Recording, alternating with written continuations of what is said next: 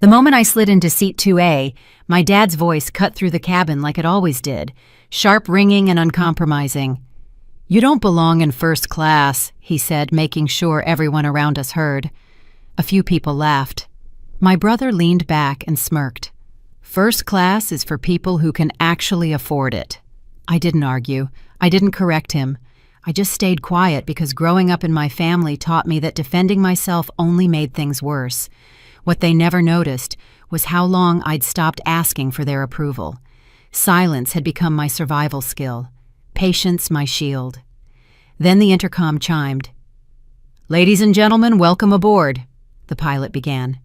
A pause followed too long to be casual. "And a special welcome to Ms. Riley. It's an honor to have our airline's chairwoman flying with us today." The laughter died mid-breath. My father froze. My brother's grin collapsed. The movement was instantaneous, a ripple of suspended attention that snapped toward my seat. I didn't explain who I was. I didn't correct a single thing they'd said, because the real story wasn't about that announcement. It was about why my own family never believed I could become her. And that truth was about to hurt a lot more than their laughter ever did. This wasn't the first time my father had humiliated me in public. It was simply the most recent in a lifetime of moments where he felt completely confident in making me small. His casual cruelty was the most telling detail. No hesitation, no deference, not even a fractional doubt that he might be mistaken. That was the thing about my father. He never considered being wrong about me. The flight attendant who'd witnessed the whole exchange was now standing awkwardly near the galley, pretending to organize something that didn't need organizing. A woman across the aisle gave me a small nod, something like respect in her eyes. My mother sat one row back, her hands folded tightly in her lap. She hadn't laughed when my father made his comment, but she hadn't stopped him either. She never stopped him. In 40 years of marriage, I couldn't recall a single time she'd contradicted him about anything that mattered. I remembered being 12 years old at my cousin's graduation party. My father had announced to the entire gathering that I was the difficult one in the family. He'd laughed when he said it as if it were a joke everyone was in on. I had stood there in my new dress, the one I'd saved my allowance for 3 months to buy, and felt myself shrink until I was nothing at all. I learned something that day. Defending myself only gave him more ammunition. So I stopped defending. I stopped explaining. I built walls so high and so thick that eventually I stopped feeling the need to be seen by any of them at all. The cabin had returned to its normal rhythm now. But the energy had shifted in an invisible way. People were still stealing glances at me. My father. At the space between us that suddenly seemed to contain something no one quite understood. My father cleared his throat.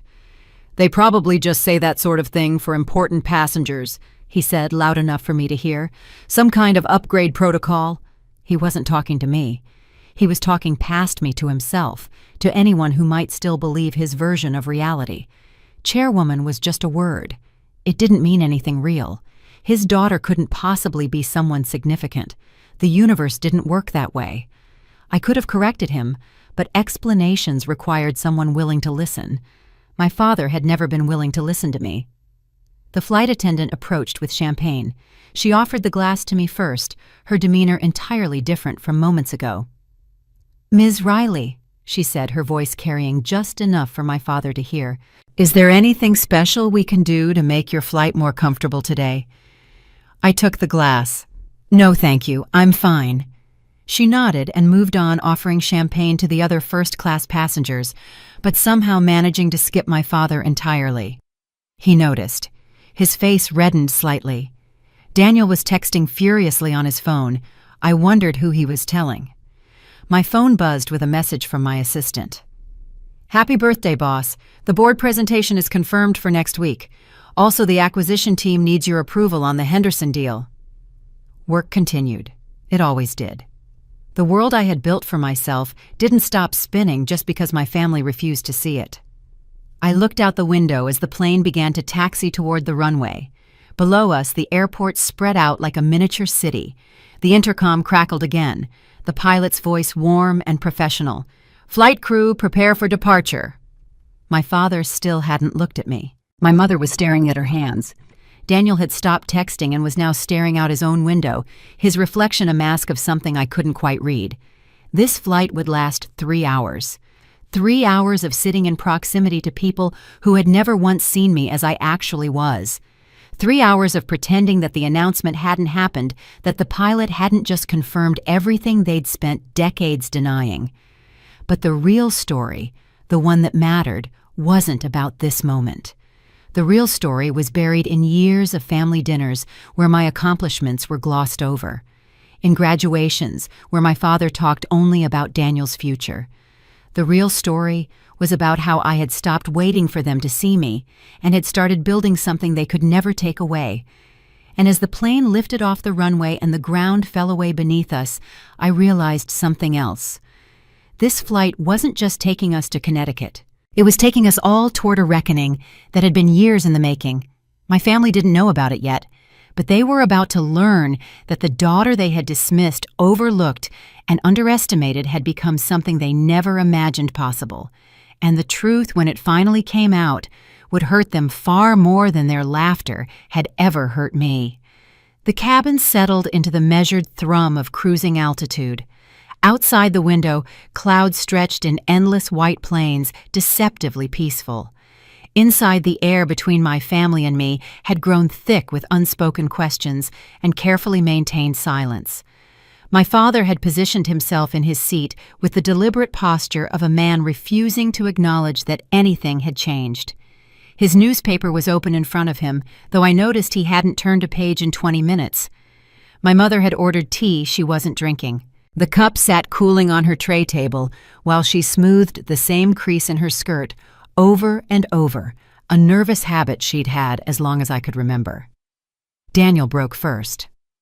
"So," he said, leaning across the aisle toward me with a casualness that didn't reach his eyes. "This chairwoman thing, when did that happen?" I turned from the window. "A while ago." "A while ago." He repeated my words slowly, testing them. "And you didn't think to mention it at Christmas, Thanksgiving, any of the family dinners where you sat there and said nothing. I wasn't aware I needed to file a report." His jaw tightened. "That's not what I meant, and you know it." "Do I?" The flight attendant appeared between us, offering to refill drinks. The interruption gave Daniel time to regroup. When she moved on, his approach had shifted, softer now. "Look, I'm just surprised, that's all. You have to admit it's a lot to process." I returned my attention to the window. My father's voice cut through the pause. He still didn't look up from his newspaper. "Your brother's right. You should have told the family." The words were delivered with the same tone he used when correcting a subordinate at his law firm. Matter of fact. Final. "We shouldn't have found out this way." I let the silence stretch for a moment before responding.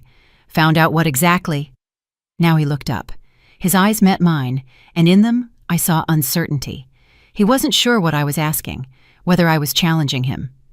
"Whatever this is," he gestured vaguely toward the front of the plane, "this chairwoman business. It's not business, it's my position." "Same thing." He folded his newspaper with precise movements. "The point is, family matters should be discussed within the family first. You know how it looks when we're caught off guard like this." There it was, concern for how things looked, how they appeared. The Harrington family reputation potentially embarrassed by a daughter who had achieved something without their knowledge or permission. "I wasn't aware the family was interested in my career developments," I said instead. My voice was even, calm, the same tone I used in board meetings when someone tried to derail the agenda. My mother finally spoke. "Cassie, that's not fair. We've always been interested in your life." I turned to look at her. The pleasant expression she wore was like armor against any unpleasantness. "When was my birthday?" I asked. She blinked. "What?" "My birthday. When is it?" Her mouth opened slightly, then closed. Her eyes darted to my father, seeking rescue. None came. It's coming up, isn't it? In the spring?" "It's today." The word landed like a stone in still water. My mother's face went through several expressions in rapid succession. Surprise, embarrassment. "Of course. Of course it is. I'm sorry, sweetheart, with all the preparation for the anniversary party, it's fine. I cut off the explanation before it could fully form. I wasn't expecting anything. Daniel shifted in his seat. 34 today, he said. Big year. The fact that my brother knew my age when my mother didn't know the date felt like its own kind of verdict on our family. My father cleared his throat.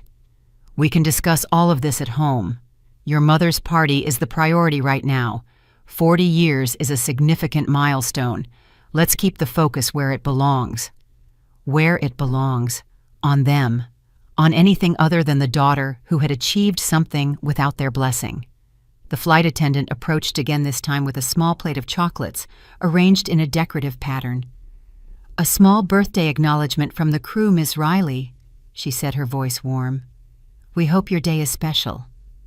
She placed the plate on my tray table with a genuine smile. My family watched in silence as a stranger showed me more birthday recognition in 30 seconds than they had managed in 34 years. They know who she is, Daniel observed. There was an edge to his voice now. Everyone on this plane knows who she is, except us. That's enough. My father's tone carried the warning he'd used throughout our childhood, but I wasn't a child anymore, and his warnings no longer carried weight. You're right, I said to Daniel. Everyone knows who I am, everyone except the people who share my last name. My father's face reddened. He wasn't used to being challenged. We'll discuss this at home, he repeated, but the authority in his voice had slipped. He was reaching for control and finding only air. The rest of the flight passed in fragments of strained normalcy. No one asked about my work. No one asked how I'd become the chairwoman of an airline. No one asked about my life, my days, my world that existed entirely outside their awareness. They asked nothing because I realized they didn't actually want to know. Knowing would require acknowledging that I had become something they hadn't authorized, that I had succeeded not because of them, but in spite of them. As the pilot announced our descent into Hartford, my father finally spoke again. His voice was quiet now, almost cautious. When we get to the house, let's not make this weekend about you. Your mother has been planning this party for months. She deserves to have her moment without any complications. Complications. That's what I was. I understand, I said. The plane touched down with a gentle bump. My father stood first, reaching for his bag. He didn't wait for me. My mother followed him, her hand briefly touching my shoulder as she passed. Daniel lingered. We should talk later, he said. Just us. I want to hear about this chairwoman thing. Do you? Yeah. He nodded slowly. I think I really do. Then he was gone. I stayed for a moment longer, watching through the window. When I finally stood and made my way off the plane, my family was waiting in the jetway. Let's go, my father said without looking up. We'll discuss everything properly at home. I followed them through the airport, a stranger walking among strangers who happened to share my blood. But something had shifted in the hours since takeoff. A line had been crossed, a truth had been spoken into the air by someone outside our family's careful fiction. My family didn't know it yet, but the reckoning had already begun. The house looked exactly as I remembered it. White colonial with black shutters, the lawn a manicured green tapestry extended to the curb. A flagpole displaying the American flag alongside the Connecticut state flag, a touch my father had added during his brief interest in local politics. Everything about this house was designed to project stability, success, the kind of family other families envied. Standing in the driveway, I felt the familiar weight of homecoming settle over me. Not warmth, not comfort, weight. We entered through the side door, the one that led through the mudroom into the kitchen. My mother immediately began checking on preparations for tomorrow's party. Caterers would arrive at 9, the florist at 10, guests at 6. 40 years of marriage celebrated with military precision. My father disappeared into his study without a word. Daniel followed him. I heard the door close, then muffled voices. Discussing me, probably. Strategizing, deciding how to handle the complication I had become. I brought my bag upstairs to my old bedroom. It had been converted into a guest room years ago, all traces of my teenage self erased in favor of neutral bedding and tasteful art prints. Only the view remained the same. The massive maple tree outside its intricate lattice of winter branches etched against the pale spring sky. I unpacked mechanically. Hung tomorrow's outfit in the closet, placed toiletries in the bathroom I would share with no one, went through the motions of being a guest in the house I grew up in. The knock came around 6. "Cassie." My father's voice through the door, not a request, a summons. "Come down to the living room. We should talk." The living room was arranged as it always was for family discussions. My father is in his armchair by the fireplace. My mother is in the love seat, Daniel on the couch, leaving space that clearly indicated where I was expected to sit. A tribunal. That's what it felt like, the accused being called before the court. I sat. "Your mother and I have been discussing the situation," my father began. He was using his lawyer voice, measured, authoritative, "and we think it's important to clear the air before the party tomorrow." Clear the air. Yes, about this development of yours. Development, as if my career were a minor inconvenience, an unexpected growth that needed to be addressed. "What would you like to know?" He leaned back in his chair, steepling his fingers. "Let's start with why your family was kept in the dark." The accusation was implicit. I had deceived them, hidden things, been secretive and untrustworthy. "I wasn't in the dark," I said evenly. "I knew exactly where I was going, what I was building." "That's not what I asked." "No, it's not." The silence stretched. My mother's hands were twisted in her lap again, that anxious wringing. Daniel was watching our father, waiting for his cue. "Let me be more direct," my father said. "This chairwoman position, how did it happen? Who gave it to you?" "No one gave it to me. I earned it." "How?" I could have explained the years of work, the late nights and early mornings, the strategic decisions and calculated risks, the pieces I had assembled with patience and precision until I held enough to claim what was mine.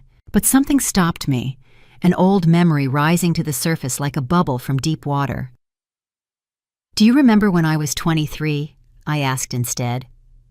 My father's brow furrowed. "What does that have to do with anything?" "I applied for the Worthington Fellowship. It was a program for young entrepreneurs, very competitive. 3 years of mentorship, seed funding, access to industry leaders." I watched my father's face for recognition, for any sign that he remembered. He didn't. "I was selected," I continued. "From over 2,000 applicants, I was one of 12 chosen." My mother looked confused. "I don't remember you mentioning this." "I didn't get to mention it, because 3 days before the announcement you told me they had rejected me." The words hung in the air. My father's expression shifted, just slightly, a micro-movement around his eyes that someone who hadn't spent a lifetime studying his face might have missed. He remembered. "That was a long time ago," he said. "Yes, it was. And I did what I thought was best for the family." There it was. The admission was wrapped in justification. Daniel leaned forward. "Wait, what are we talking about here? What fellowship?" I turned to look at my brother, the golden child, the one who had received every opportunity, every support, every benefit of the doubt. "The Worthington Fellowship was going to launch my career 11 years earlier than it actually launched," I said. "It would have given me connections, resources, mentorship from people who had built exactly what I wanted to build."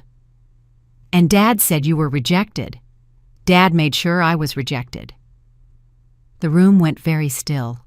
My father's hands had tightened on the arms of his chair. "That's an exaggeration." "Is it?" "I found the emails, Dad. All of them. The one you sent to the selection committee expressing concerns about my stability. The follow-up where you suggested I might not be ready for such responsibility. The final one where you thanked them for their understanding about a difficult family situation." My mother's face had gone pale. "Robert, what is she talking about?" "It was complicated," my father said, but his voice had lost its authority. "You were young, too ambitious. You needed to learn patience to follow the proper path. The proper path was the one you chose for Daniel, not for me. Daniel was staring at our father now. "Did you really do that?" "He did what he thought was best for the family." I repeated my father's own words back to him. "Isn't that right, Dad? That's what you always say when you've decided something for someone else. It's for the family, for their own good, for the proper order of things." The fireplace crackled. Outside, a car passed on the quiet street. "I was supposed to be the difficult one," I continued. "The one who needed guidance. The one who couldn't be trusted with her own decisions. And you made sure the world saw me that way, even when it wasn't true." "That's not," my father started. "Let me finish." My voice was calm, controlled. Years of practice speaking in boardrooms had taught me how to hold a room's attention without raising my voice. I didn't find those emails until 3 years ago. By then I had already built something, without the fellowship, without the mentorship, without any of the things you took away from me. I paused. But I found something else when I was looking through those old records, something I think you hoped I would never see. My father's face had gone rigid. The stock transfers, the ones you made in Daniel's name when I was 23, the same month you sabotaged my fellowship application. My mother made a small sound, not quite a gasp, more like air escaping from a tire. "That was estate planning," my father said quickly. "Perfectly normal estate planning. It had nothing to do with—" "It was my inheritance," I said. "Grandpa left that stock to both of us equally. But you transferred my share to Daniel's portfolio and told me the original request had been a mistake in the paperwork." Daniel had gone very still. "I didn't know that." "Of course you didn't. Why would you question anything that came your way? You were the golden child. Everything you received was your due. Everything I lost was my own fault." The room felt smaller now, walls pressing in, the perfect living room with its coordinated decor and family photos on the mantel, all of it suddenly exposed as a facade. "You had already decided who I was allowed to be," I said, "before I had the chance to decide for myself. And every time I came close to becoming something more, you found a way to stop it." My father stood abruptly. "This is exactly what I was afraid of. You've built this narrative in your head, this story, where you're the victim and everyone else is conspiring against you. That's not how it was. That's not how this family works." "Then how does it work?" "Tell me. I'd really like to know." He didn't answer. My mother was crying silently. Daniel looked like he was trying to solve an equation that kept coming out wrong. "It doesn't matter now," I said, standing to face my father. "What's done is done. I built what I built. I became who I became, without your help, without your blessing, without your permission." I moved toward the door. "Where are you going?" my mother asked. "To my room. We have a big day tomorrow. Your anniversary party. 40 years. Let's try to keep the focus where it belongs." I left them there, in their perfect living room with their imperfect truths scattered across the expensive rug. Behind me, I heard my mother's voice strained and pleading. "Robert, what did you do?" I didn't stay to hear his answer. At the top of the stairs, I paused. I looked down at the family photos lining the wall. Years of Christmas cards and graduation pictures and vacation snapshots. A family that looked from the outside like everything a family should be. They didn't misunderstand me. They decided who I was allowed to be. And now they would have to live with the consequences of that decision. Sleep didn't come easily that night. I lay in the guest bed that used to be my bed, staring at the ceiling, where glow-in-the-dark stars had once spelled out constellations, now painted over in tasteful eggshell white.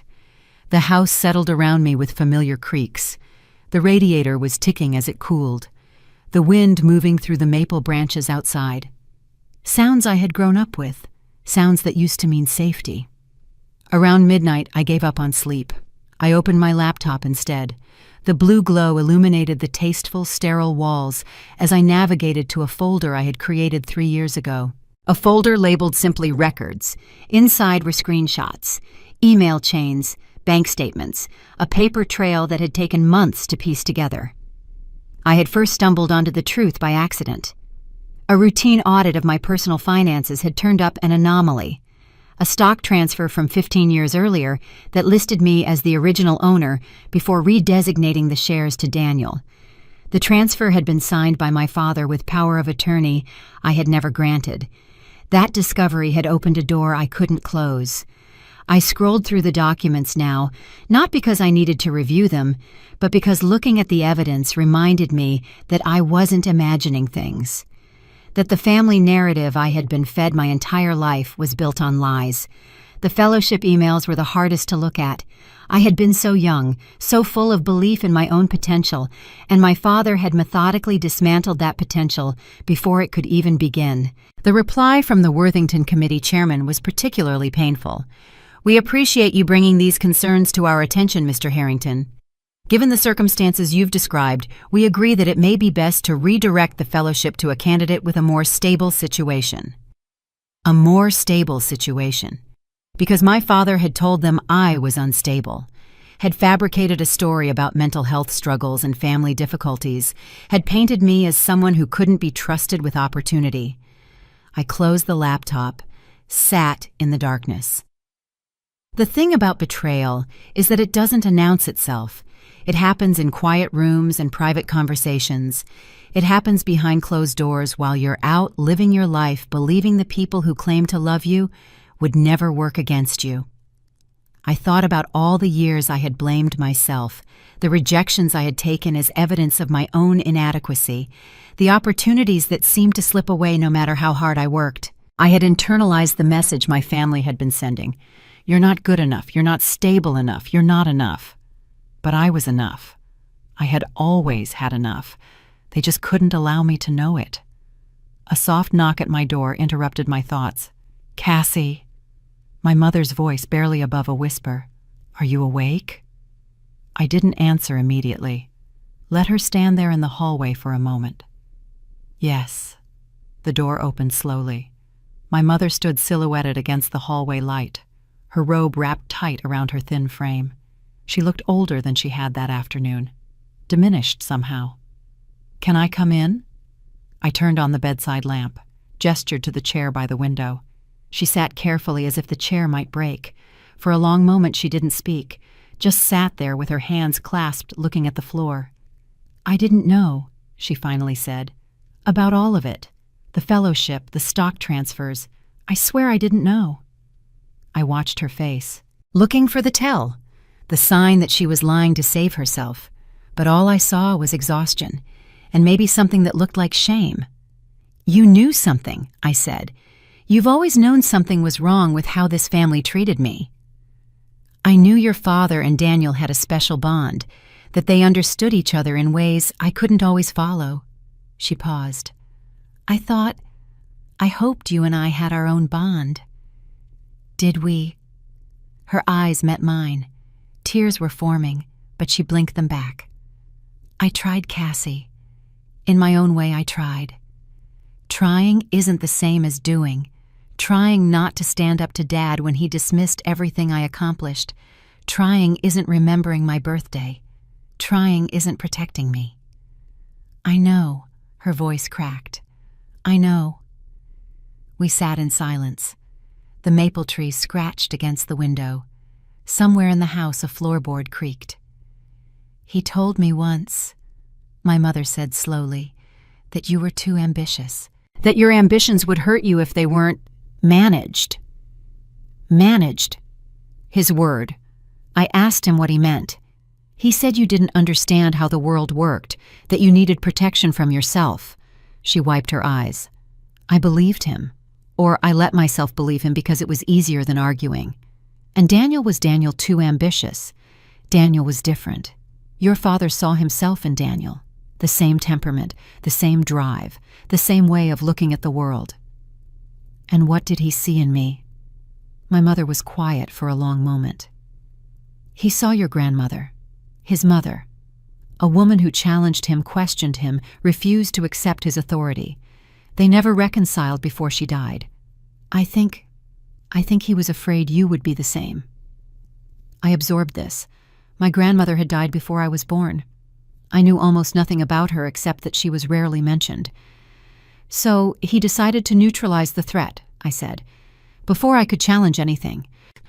"I don't know if he thought of it that way, but yes, he wanted to keep things under control, keep the family structure intact.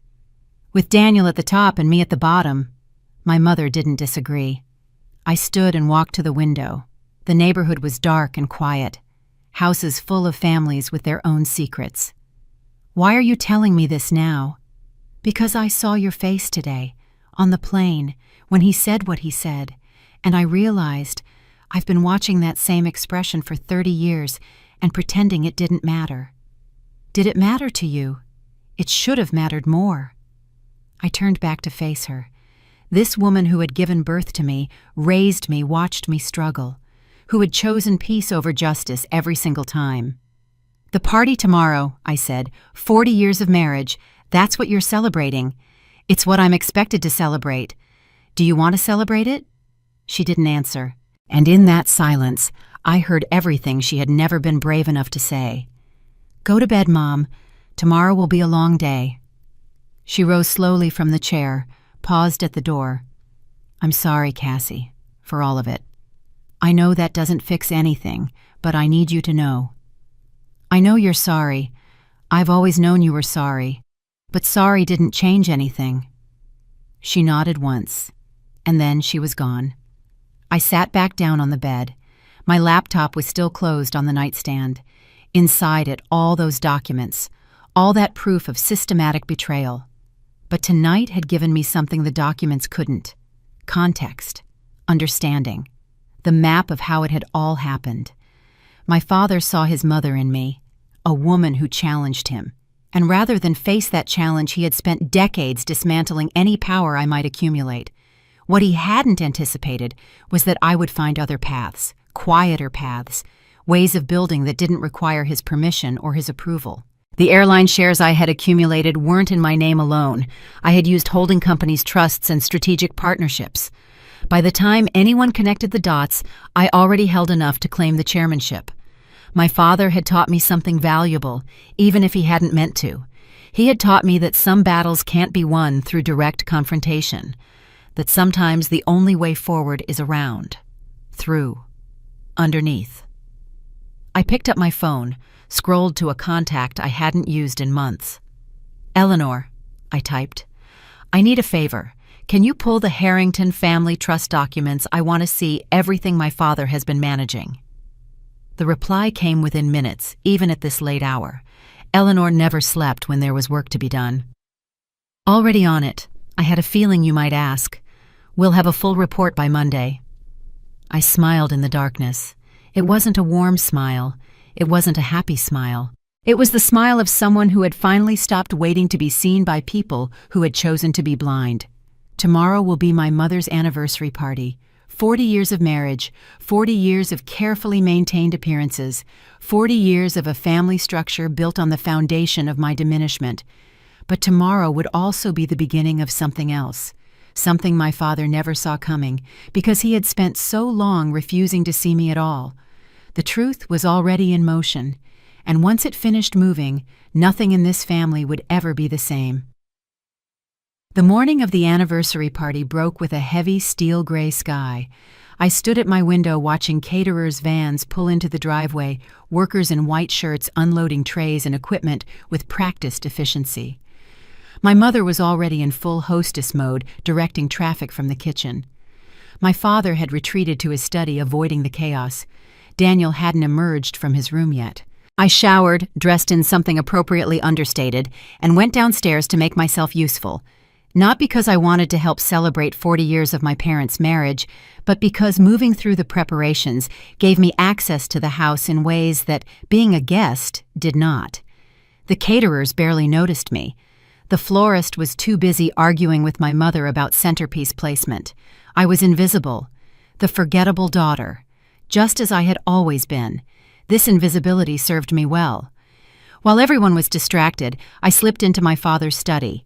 He was in the backyard reviewing the tent setup with the party coordinator. His computer was still on. His email is still open. I didn't have much time. My fingers moved quickly across the keyboard. Years of building a company had taught me efficiency. I knew exactly what I was looking for. The folder labeled Estate Planning. The subfolder is labeled Trust Modifications. And there it was. A document dated 12 years ago. Amendment to the Harrington Family Trust. I scanned the contents. Technical language about beneficiary designations and distribution schedules. And buried in paragraph 7, a clause I had never seen before. Upon the death of Robert Harrington Sr., all remaining trust assets shall be distributed to Daniel Robert Harrington as primary beneficiary.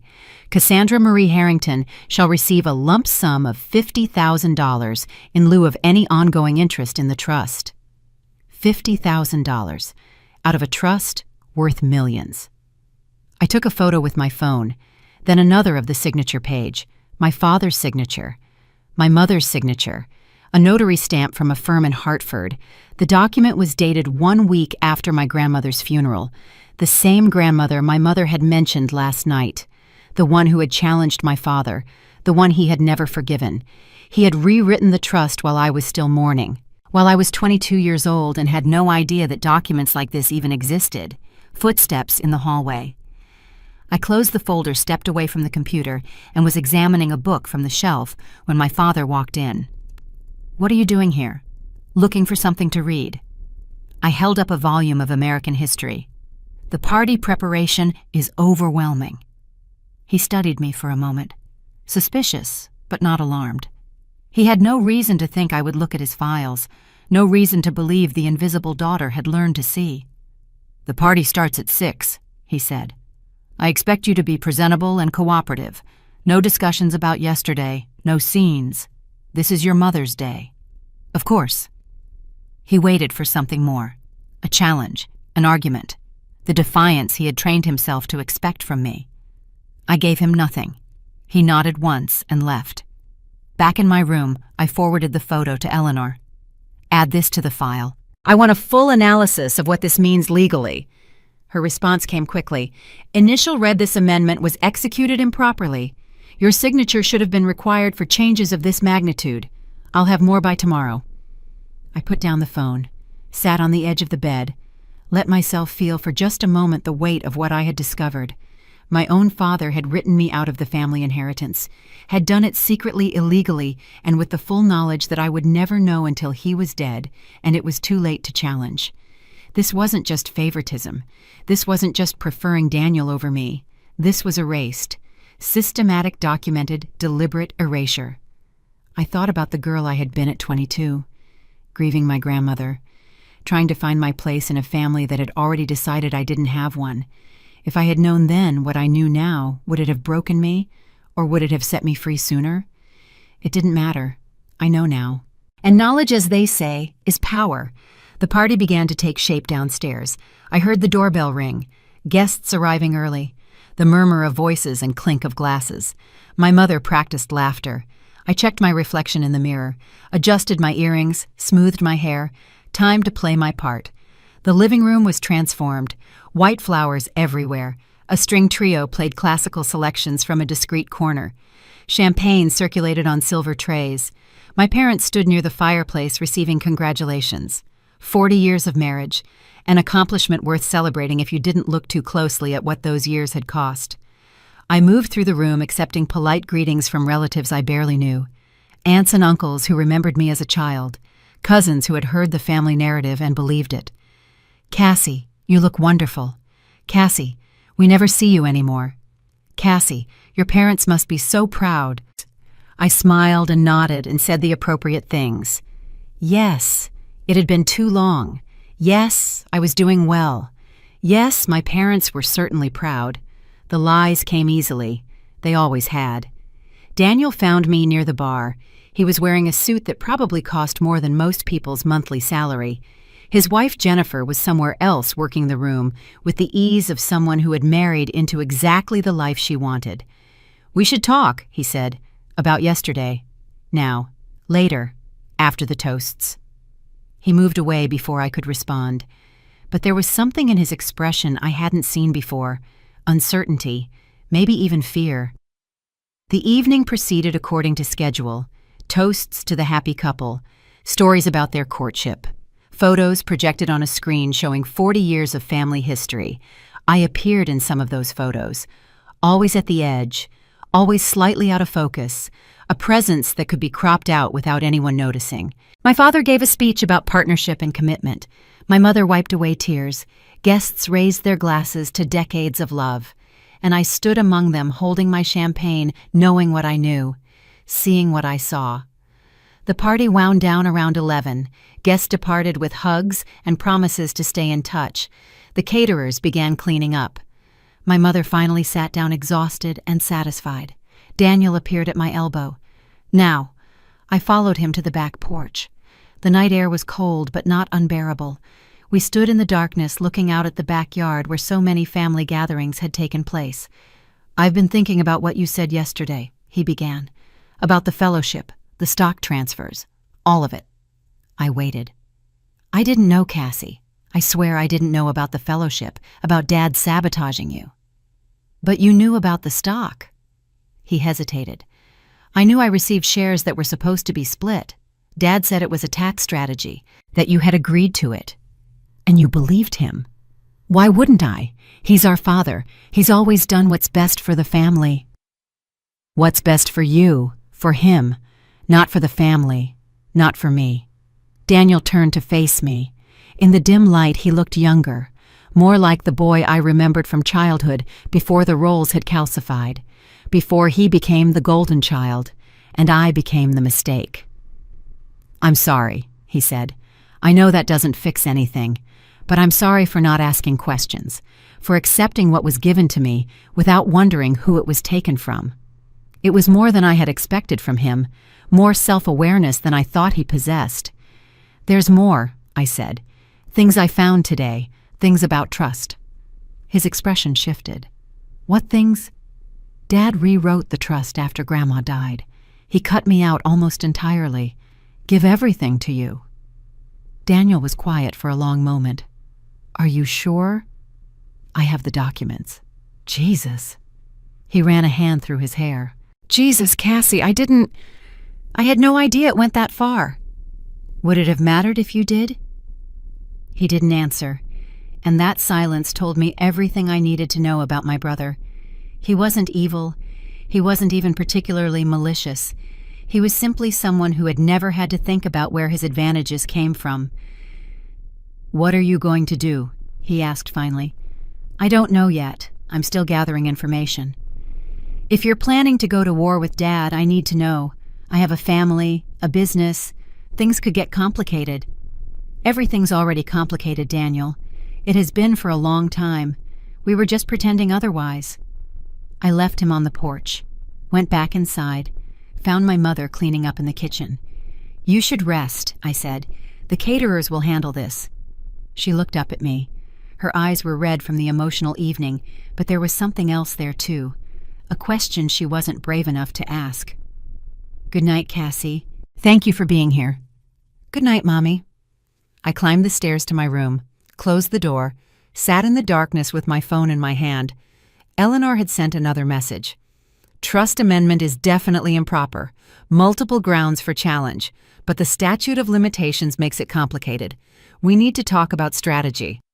I typed back, "Monday, first thing, and pull everything else you can find. If there's one hidden document, there are probably more." I set the phone aside. I looked out at the maple tree. My father had spent decades building walls around his power, around his narrative, around the family structure he had designed to serve himself.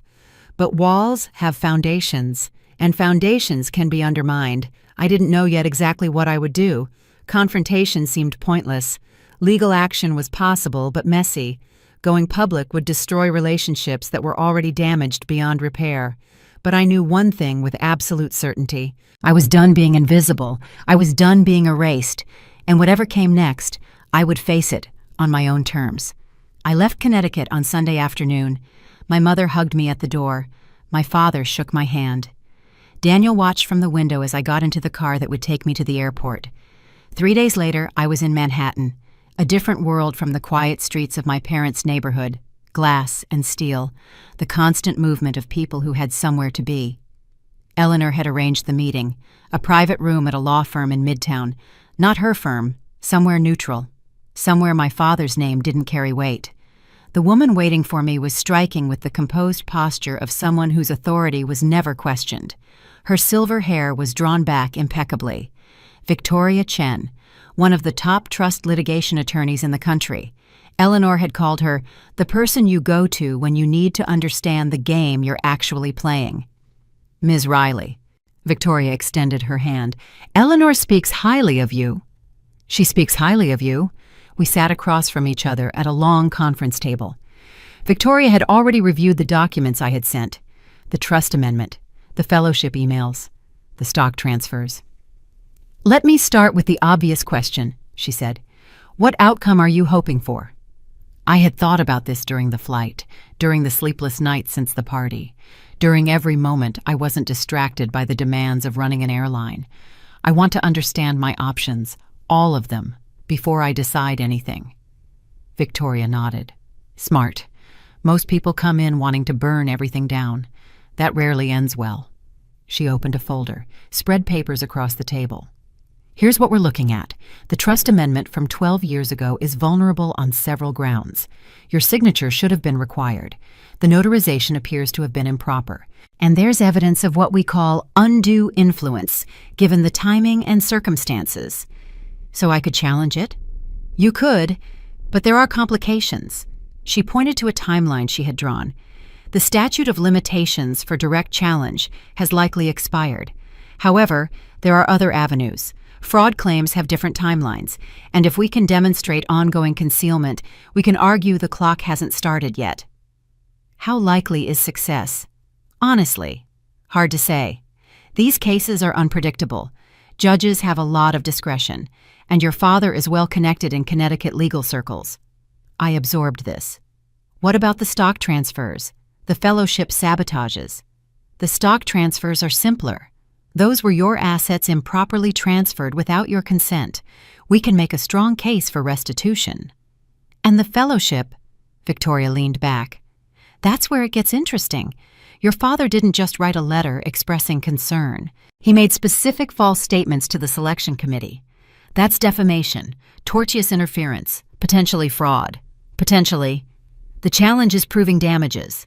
You've done remarkably well without the fellowship. A court might say you have no grounds to claim harm. I thought about the years of struggle, the extra time it took to build what I built, the opportunities lost, the confidence shattered. The harm was real. I believe you, but courts deal in numbers, dollars, quantifiable loss. We sat in silence for a moment. The city hummed outside the windows. Let me ask you something else, Victoria said. Your father, what kind of man is he? Controlling, traditional. He believes in hierarchies, order, his word being law. And when challenged, he doubles down, finds ways to reassert control. He doesn't admit mistakes. Victoria nodded slowly. That's useful information. Because here's what most people don't understand about situations like yours. The legal system is one tool, but it's not the only tool, and sometimes it's not even the best tool. What do you mean? I mean that men like your father, they thrive on direct confrontation. It gives them a battlefield they understand, rules they can manipulate, a stage where they can perform righteousness. So what's the alternative? Victoria leaned forward. Systems. Consequences that come through systems rather than conflict. If your father did what you believe he did, he left traces. Paper trails, people who witnessed things, patterns that can be documented. And then you let the system work. Not the legal system necessarily, the social system, the professional system, the family system. Once certain truths become known to certain people, consequences follow without anyone having to swing a sword. I considered this. It aligned with something I had learned in business. The most effective power moves were often invisible. Changes in board composition that seemed routine until they weren't. Strategic acquisitions that looked random until the pattern emerged. You're talking about exposure without accusation.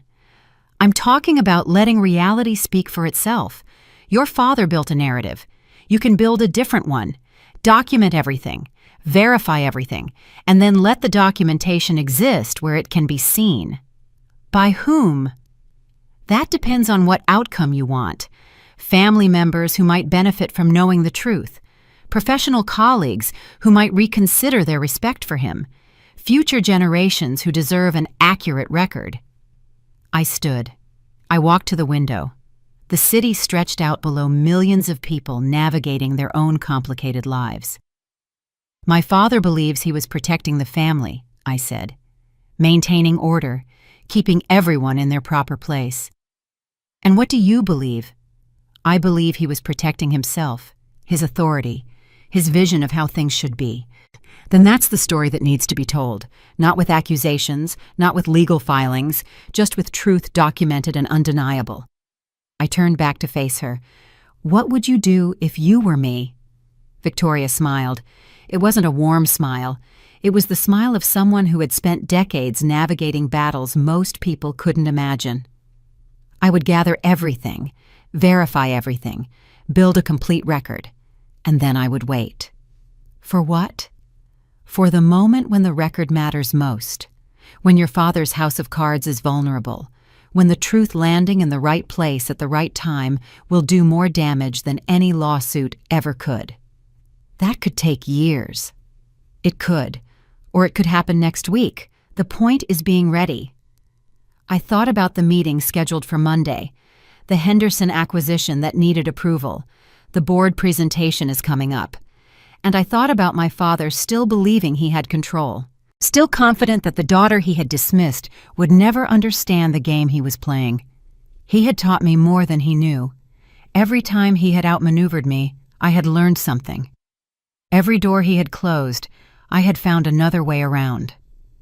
There's something else you should know, I said. My brother, Daniel. He seemed genuinely surprised by what I told him, maybe even disturbed. Interesting. Is he a potential ally? I don't know yet. He's benefited from everything my father did, but he also has a conscience, or at least the remnants of one. Then that's another variable to consider. Brothers are complicated. They can be your greatest ally or your most dangerous enemy, sometimes both at once. I gathered my things. The meeting had given me what I needed. Not a plan exactly, but a framework. A way of thinking about what came next. At the door, Victoria stopped me. One more thing. You mentioned your father sees his mother in you, a woman who challenged him. That's what my mother said. Then consider this. Your grandmother died without reconciling with him, without ever having the confrontation that might have cleared the air. She went to her grave with that unfinished business between them. And now you exist. The one who reminds him of her, the one who won't be controlled, the one who succeeded despite everything he did. Victoria paused. You are the confrontation he could never have. Every achievement you accumulate, every bit of power you gain, it forces him to face what he could never face with her. You don't have to say a word. You just have to keep becoming. I left the building, stepped into the March wind. The city swirled around me, indifferent and vast. She was right. I didn't need to confront my father. I didn't need to make accusations or file lawsuits or demand apologies that would never come. I just needed to keep becoming what he had spent my whole life trying to prevent me from being. And that was already happening. It has been happening for years. The revenge wasn't in the future. It was already in motion. 3 weeks passed. I returned to my normal life. The airline, the board meetings, the steady work of running something large and complex. But beneath the surface, things were shifting. The first sign came through channels I hadn't anticipated. A business deal my father had been pursuing for months had stalled. Nothing dramatic, just delays that kept extending. Approvals that got lost in bureaucracy. Partners who suddenly needed more time to review the terms. My father blamed market conditions, regulatory uncertainty, the usual excuses. He didn't know that the holding company he was trying to acquire had recently entered discussions with a larger entity, an entity that happened to be advised by people I knew, people who might have raised questions. Not accusations, just questions. The second sign was more personal. My mother called me one evening, her voice strained. Your father had a difficult day, she said. Some colleagues from his old firm stopped by. They wanted to discuss something about a case from years ago. He was very upset after they left. What case? I don't know. He wouldn't tell me, but he spent the rest of the evening in his study. He didn't eat dinner. I didn't ask more questions. I hadn't spread any information, hadn't weaponized it. But information has a way of surfacing when conditions are right. Daniel called me the following week. His voice was different from how it had been at the party. Cautious. Maybe even worried. "Something's going on with Dad," he said. "He's acting strange, checking his emails constantly, making calls behind closed doors." I asked him about it, and he just said, "Business matters." Maybe it is a business matter. Maybe. But it feels like more than that, like he's waiting for something bad to happen. "Why are you telling me this?" Daniel was quiet for a moment. "Because I keep thinking about what you told me. The fellowship, the trust, everything he did. And I keep wondering if there's more I don't know about." "There's always more. That's what scares me." I didn't reassure him. I felt something closer to emptiness, a hollow acknowledgement that what was happening was necessary, even if it brought no joy. "Tell him I'm thinking of the family," I said. "Are you? In my own way." That night I sat on the balcony of my apartment, looking out at the city lights. Somewhere in Connecticut, my father was discovering that the walls he had built around his power were not as solid as he believed. He had spent decades controlling the narrative. But narratives are fragile things. They depend on everyone agreeing to the same story. And one by one, people were starting to question the story my father had told. Daniel called again the next morning, earlier than usual. "Dad's coming to the city tomorrow. He wants to have lunch with me. I think he's going to ask for something." "What makes you think that?" "Because that's the only time he has lunch with me, when he needs something." "You should have lunch," I said. "Listen to what he has to say, and then decide for yourself. Will you be in the city? Maybe we could meet after." Maybe. Something was shifting, not just in my father's circumstances, but in the family itself. The structure that had been so rigid, so unyielding, was starting to show cracks, and I hadn't even done anything yet. Hadn't made accusations, hadn't filed lawsuits, hadn't confronted anyone. I had just stopped pretending, stopped playing the role they had assigned me, stopped being invisible, and that it turned out was enough to start bringing down the walls. My father's lunch with Daniel must have gone differently than he expected, because 2 days later, I received a call I had never anticipated. "Cassie," my father's voice, calling me directly, something he hadn't done in years. "I'd like to see you. I'm in the city for some business. Dinner tonight?" I almost said no, almost claimed a prior commitment, but something stopped me. Curiosity, maybe, or the need to see for myself what desperation looked like on a man who had never experienced it. "Where?" He named a restaurant, a clubby, low-lit institution where the quiet confidence of the patrons eclipsed any need for listed prices, a place where he had taken clients and colleagues for decades. I arrived first, sat at the table he had reserved, ordered sparkling water, and waited. He was 10 minutes late, unusual for a man who considered punctuality a moral virtue. When he entered, I noticed things I had missed at the anniversary party: the slight hunch in his shoulders, the gray around his temples that seemed to have spread, the careful way he moved as if he wasn't sure the floor would hold him. "Cassie," he sat across from me. "Thank you for coming." "Of course." The waiter appeared.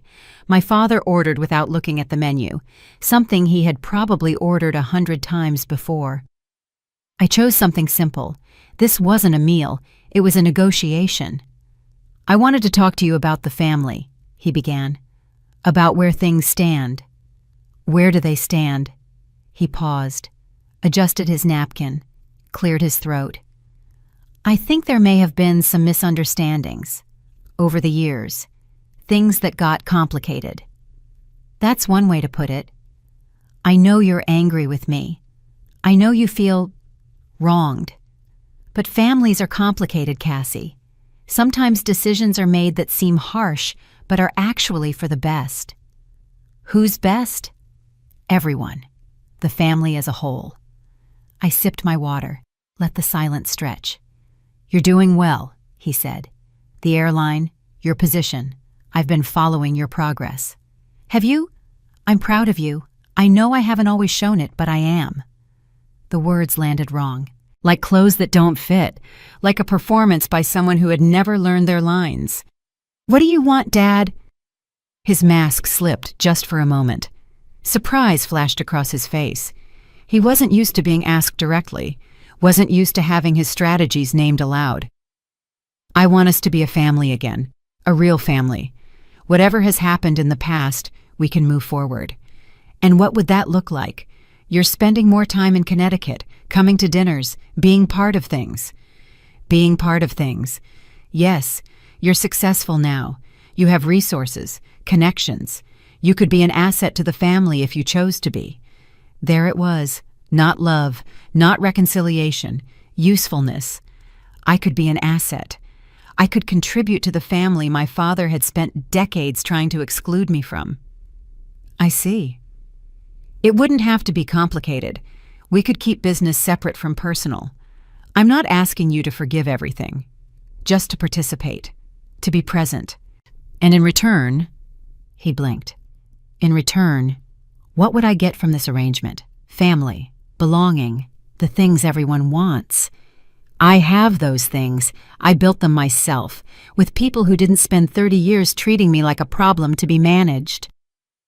The waiter arrived with our food. We sat in silence as plates were arranged, glasses refilled. When he left, my father's expression had hardened. "You're making this difficult." "Am I? I'm trying to extend an olive branch, to build a bridge, and you're treating it like a hostile negotiation." "It is a hostile negotiation, Dad. You just prefer to pretend otherwise." His hand trembled slightly as he reached for his wine. I watched him drink. I watched the effort it took for him to maintain composure. "I've made mistakes," he said quietly. "I know that. I'm not asking you to forget them. I'm asking you to move past them. Move past them, without acknowledgement, without accountability. Just pretend they didn't happen because you've decided it's time." "What do you want me to acknowledge? Everything? The fellowship? The trust? The years of being told I was difficult, unstable, too ambitious? The systematic dismantling of every opportunity that came my way? The decision to make Daniel your heir and make me an afterthought?" His face had gone pale. Some of those are exaggerations, misinterpretations. "I have documentation. I have emails. I have the amendment you signed 1 week after Grandma's funeral. Would you like to see them?" "That's not—" He stopped, started again. "Legal matters are complicated. You don't understand the full picture." "Then explain it to me." He couldn't. We both knew he couldn't, because the truth was exactly what I had said, and no amount of spin could make it something else. "You're going to destroy this family," he said finally. "Is that what you want?" "I'm not going to destroy anything. I'm just not going to pretend anymore. Not going to play the role you assigned me. Not going to be the difficult daughter who needs to be managed and controlled." "Then what are you going to do?" "Nothing. I'm going to do nothing. I'm going to live my life, run my company, build relationships with people who see me for who I am. And whatever happens to your carefully constructed world, it will happen without any action from me." I stood. I placed my napkin on the table. "The dinner was your idea, Dad. The reconciliation was your idea. I didn't ask for it. I didn't need it. I just wanted to see if you were actually sorry or if you just wanted to add my success to your collection." "Cassie, I have my answer." I walked out of the restaurant, past the maitre d' who knew my father's name, past the bar where powerful men made deals over expensive drinks, out into the evening air where normal people were walking normal lives. My phone buzzed. A text from Daniel. "How did it go?" I typed back. "He hasn't changed, he just wants new leverage." Daniel's response came quickly. "I'm starting to understand that. Call me tomorrow." Tomorrow. I walked for a while. Through the streets I had walked many times before, past buildings that housed fortunes and futures. My father had tried to reclaim me, to pull me back into the family orbit where he could control my narrative benefit from my success, rewrite history, to make himself the benevolent patriarch. But you can't reclaim something you threw away, and the daughter he had dismissed was no longer interested in belonging to a family that had never really wanted her in the first place. The conference arrived in May, an annual gathering of aviation industry leaders. board members, executives, investors. The kind of event where fortunes shifted based on conversations in corridors. I had been invited to give a keynote address. The first chairwoman in the airline's history speaking about innovation and leadership in a changing industry. A significant moment for me, though. I tried not to think of it that way. What I hadn't expected was that my father would be there. His name appeared on the guest list 2 weeks before the event. He was attending as a board member of another company, one that had recently entered discussions about a partnership with an airline that happened to be one of our competitors. The world of business is smaller than people realize. Connections thread through industries. Names appear and reappear. Families intersect with corporations in ways that are sometimes coincidental and sometimes not. I saw him across the ballroom before my speech. He was talking with a group of men I didn't recognize, laughing at something, playing the role he had played for decades. The successful attorney, the well-connected board member, the patriarch of a respectable family. Our eyes met a flash of acknowledgement and immediate withdrawal, and I simply turned my attention elsewhere. My speech was scheduled for the afternoon session. I had rehearsed it carefully, focusing on the substance rather than the performance. Facts and figures, vision and strategy, the kind of content that matters to people who move markets. When I took the stage, the room was nearly full. I saw familiar faces in the front rows, industry colleagues, partners, people I had worked with for years. And in the middle section, my father, sitting next to the CEO of the company he represented, watching me with an expression I couldn't quite read. I delivered my speech. We talked about transformation and resilience, about building something that could weather uncertainty, about the value of perspective that comes from unexpected places. I didn't look at my father while I spoke. I didn't need to. The applause at the end was generous. The questions from the audience were thoughtful. I handled them with the confidence that comes from knowing your subject inside and out. When I stepped down from the stage, people approached. Handshakes and congratulations, business cards exchanged, the normal ritual of networking. And then a voice I didn't expect. "Impressive presentation, Ms. Riley." I turned. A man I vaguely recognized. Silver-haired, expensive suit, the bearing of someone who expected to be listened to. "Marcus Wellington," he said, extending his hand. "I'm on the board of Apex Airlines. We've been following your work with great interest." "Thank you. I must say, when I first heard about you, I was skeptical. Young women in a traditionally male-dominated field, family background in law rather than aviation, but you've proven yourself." I smiled politely. I knew where this was going. "I have to ask," Marcus continued, "and forgive me if this is indiscreet, but your father, Robert Harrington, he's here today, isn't he?" "He is." "I've known Robert for years. Good man, very respected in legal circles." He paused. "Funny thing, though, I never knew he had a daughter in aviation. He never mentioned you. Not once." I let the silence hold for a moment before responding. "My father and I have different interests. We don't often discuss work." "I see." Marcus nodded slowly. "Well, whatever the family dynamics, you've certainly made your mark. If you ever want to discuss opportunities at Apex, my door is open." He moved away, but his words lingered. I never knew he had a daughter. My father had spent years telling me I was too ambitious, too difficult, too unstable. But he had also spent those same years making sure no one knew I existed, hiding me from his professional world, erasing me from conversations where my name might have opened doors. I found a quiet corner, pulled out my phone, checked messages. Daniel had texted, "Saw a clip of your speech online. Proud of you." Jennifer, his wife, had added, "Amazing work, we should celebrate soon." Nothing from my parents. The afternoon reception began. More mingling, more handshakes, more business cards. I noticed something as I moved through the crowd. People were looking at me differently, not just with interest, but with curiosity, with questions in their eyes.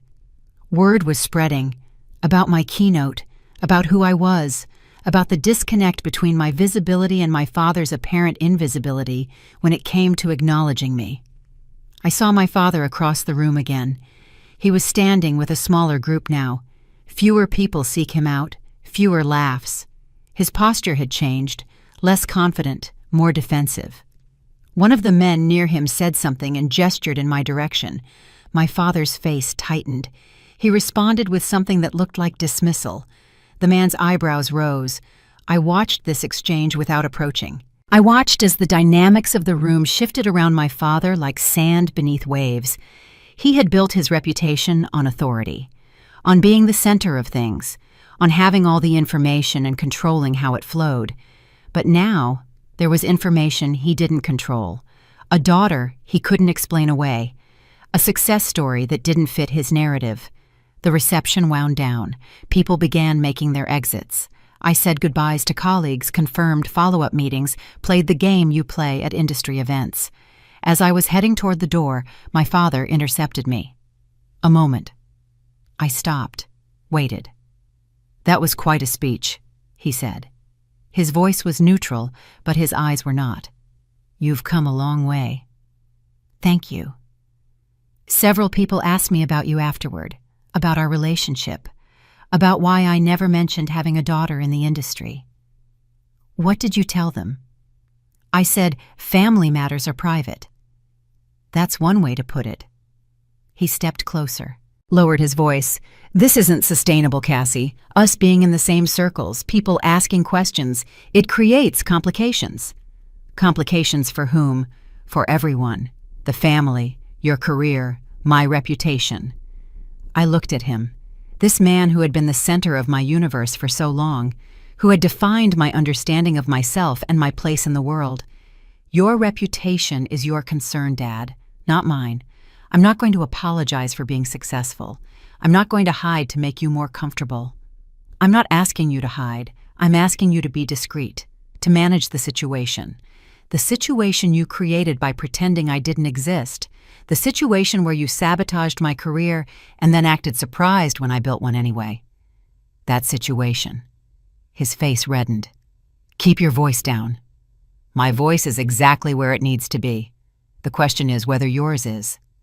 I walked away, left him standing there in the emptying ballroom. Outside, the spring air was fresh and clean. I breathed it in. I felt something release in my chest. The room hadn't looked at my father the way it used to. People had noticed, questioned, I wondered. The narrative he had maintained for so long was developing cracks, and all I had done was show up, do my job, be visible. That was the thing about truth. It didn't require accusation.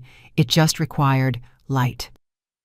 The calls started 3 days later, first from my mother, then from Daniel, then from relatives I hadn't heard from in years, all with variations of the same message. My father was upset.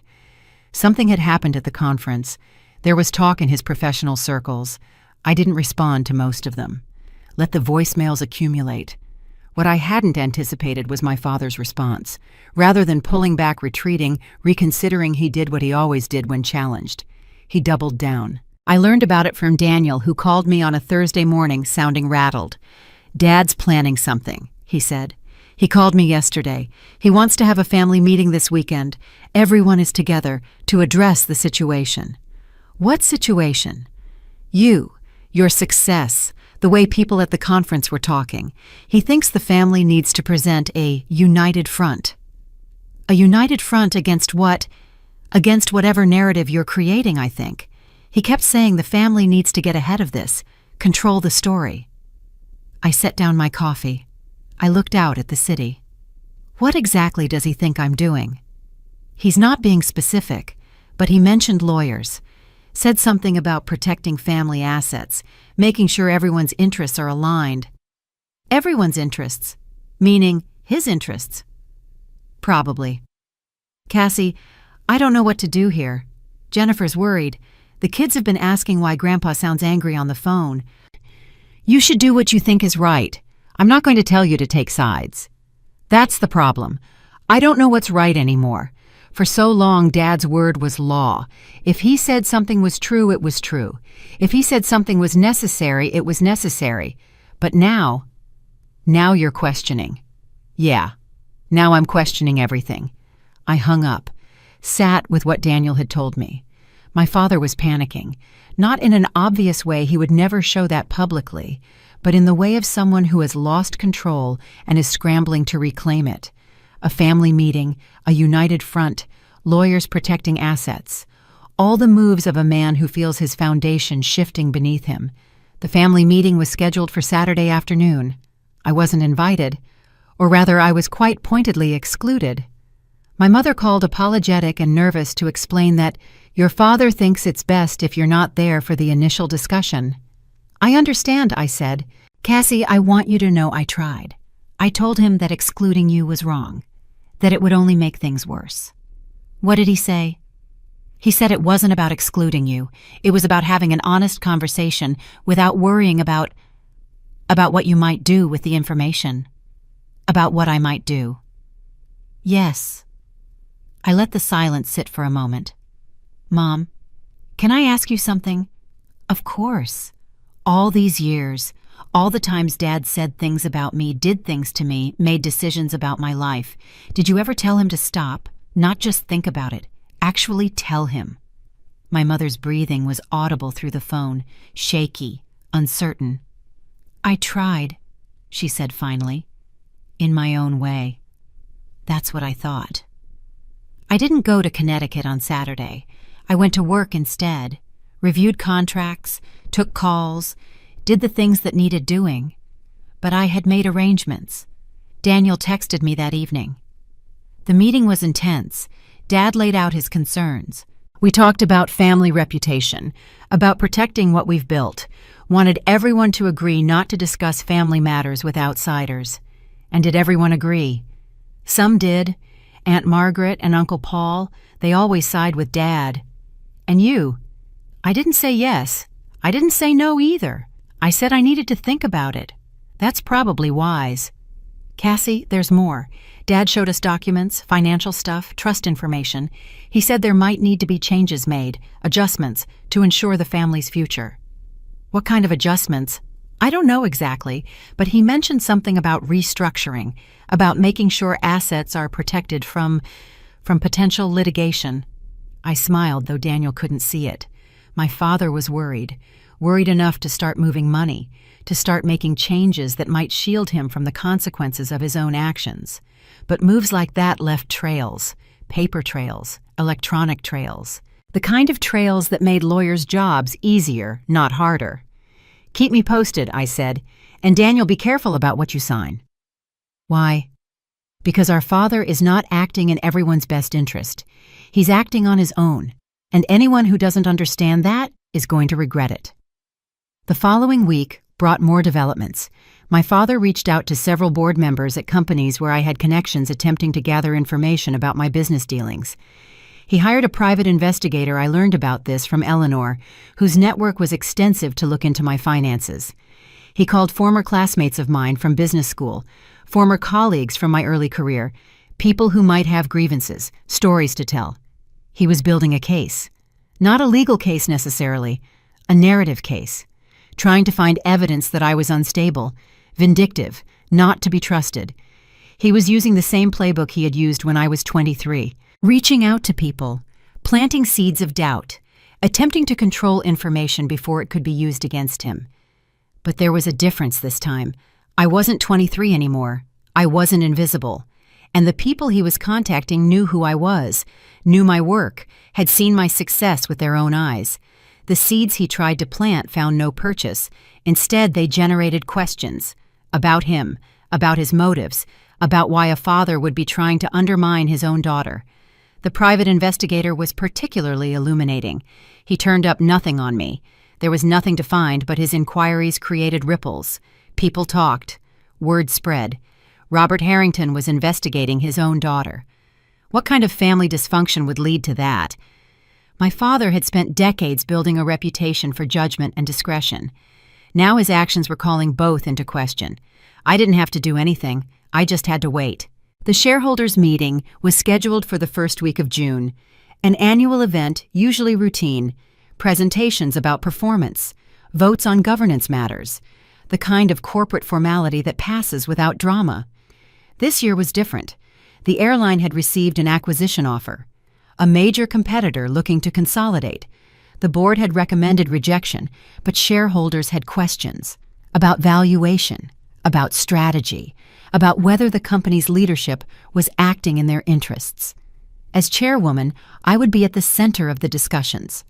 What no one expected, what I hadn't entirely expected, was that the meeting would also bring other matters to light.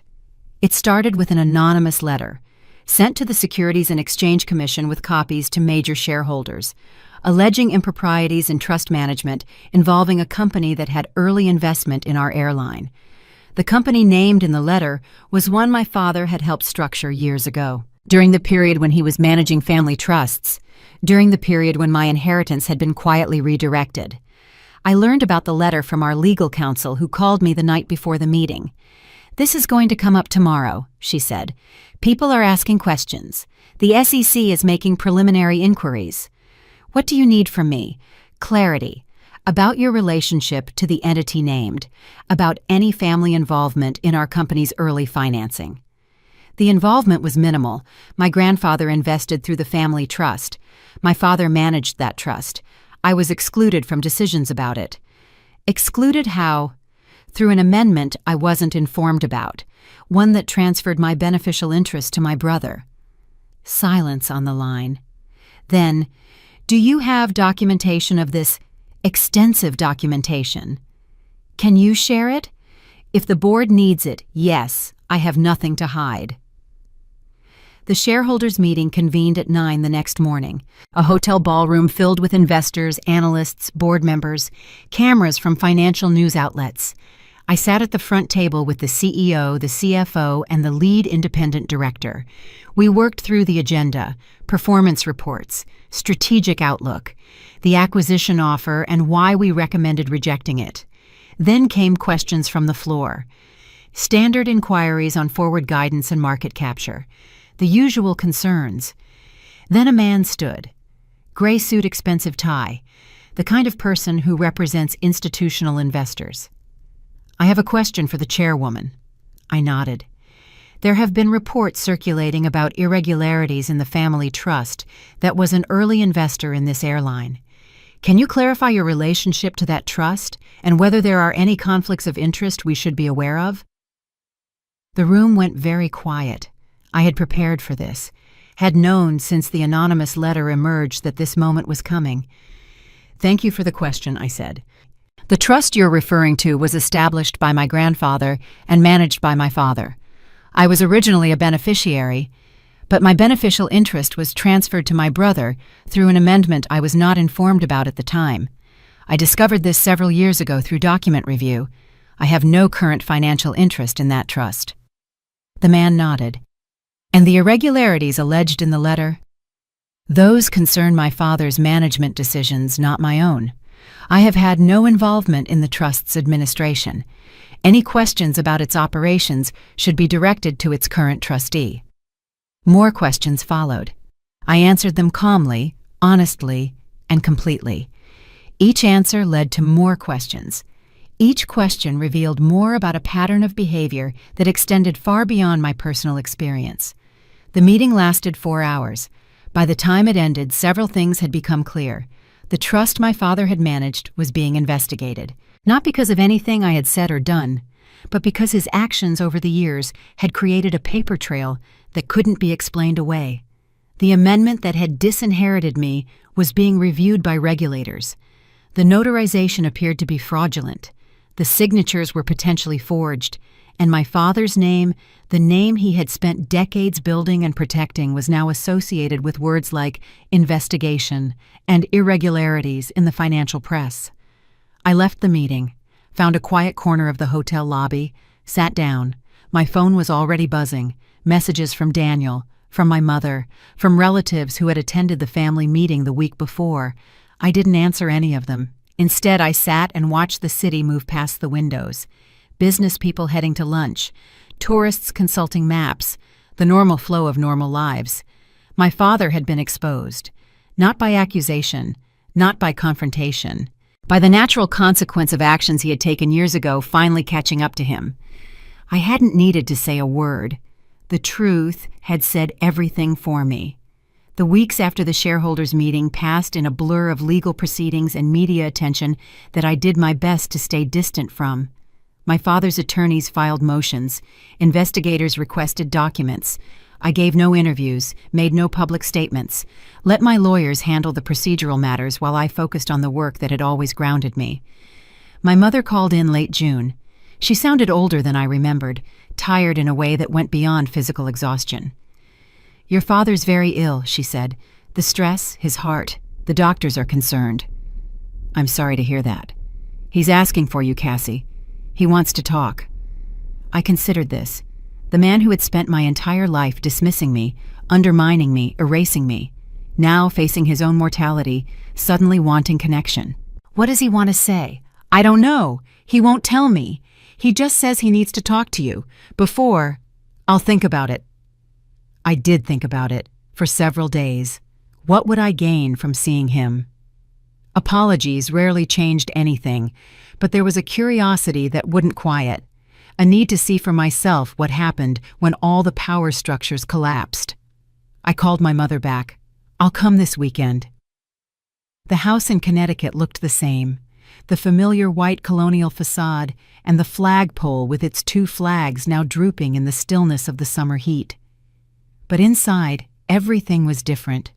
Hospital bed in the study, medical equipment beeping softly, the smell of illness and antiseptic. My father was propped against pillows, his face drawn and pale, smaller than I remembered, diminished. "Cassie," his voice was weak, "you came. Mom said you wanted to talk." "Yes. Sit down, please." I sat in the chair beside his bed. "I've been thinking," he said, "about everything. The trust, the fellowship, all of it." "Have you?" "I made mistakes. I know that now. I thought I was doing what was best, but—" He coughed, took a moment to recover. "But I was wrong. About a lot of things."